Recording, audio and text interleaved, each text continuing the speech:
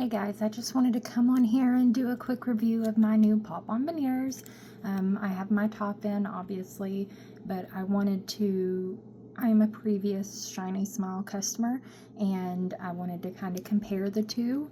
So this is my Shiny Smile set. You can see they're super flimsy.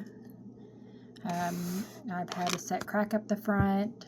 This second set got ate by a dog, but these are my pop-on veneers.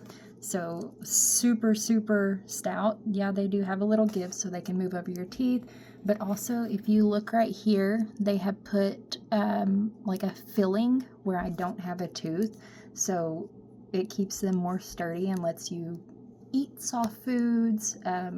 But overall, the quality is phenomenal compared to the other ones. I'm absolutely glad I made the switch. Customer service is outstanding.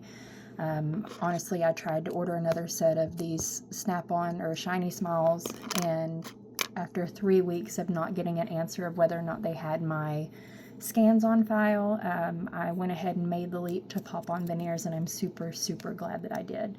Super easy to get in and out.